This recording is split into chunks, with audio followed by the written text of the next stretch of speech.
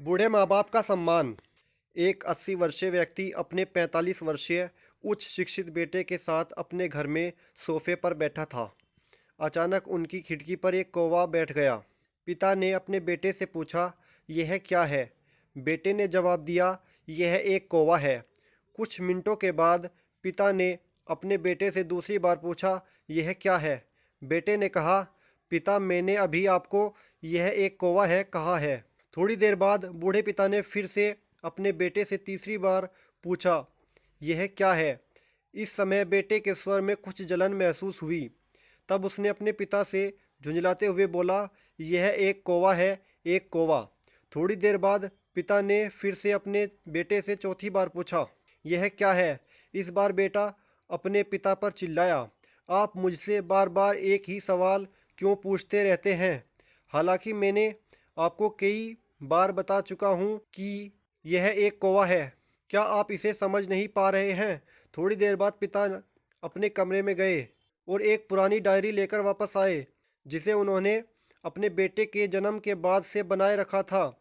एक पेज खोलने पर उन्होंने अपने बेटे को उस पेज को पढ़ने के लिए कहा। जब बेटे ने इसे पढ़ा तो निम्नलिखित शब्द डायरी में लिखे गए थे, आज मेरा 3 साल का छोटा बेटा सोफे पर मेरे साथ बैठा था। जब खिड़की पर एक कौवा बैठा था, मेरे बेटे ने मुझसे 23 बार पूछा कि यह क्या है, और मैंने उसे 23 बार जवाब दिया कि यह एक कौवा था। मैंने उसे हर बार प्यार से गले लगाया और उसने मुझसे 23 बार फिर से वही सवाल पूछा।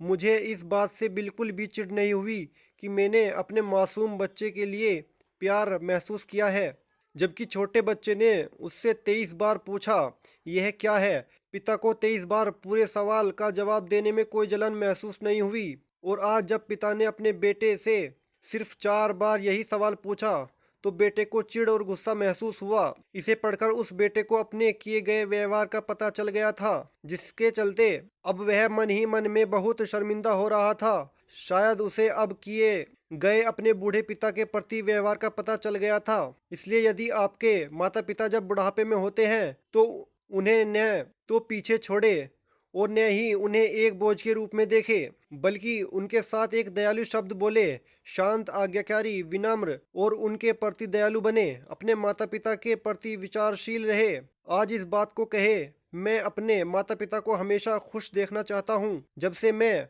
छोटा बच्चा था उन्होंने मेरी देखभाल की, उन्होंने हमेशा मुझ पर अपने निस्वार्थ प्रेम की वर्षा की है। उन्होंने आज समाज में मुझे एक व्यक्ति के रूप में प्रस्तुत करने के लिए तूफान और गर्मी को देखे बिना सभी पहाड़ों और घाटियों को पार किया। भगवान से प्रार्थना करें, मैं अपने बूढ़े माता पिता को सर्वोत्तम तरीके से सेवा करूंगा। मैं अपने प्यारे माता पिता को सभी अच्छे और दयालु शब्द कहूंगा, चाहे वे कैसे भी व्यवहार करें।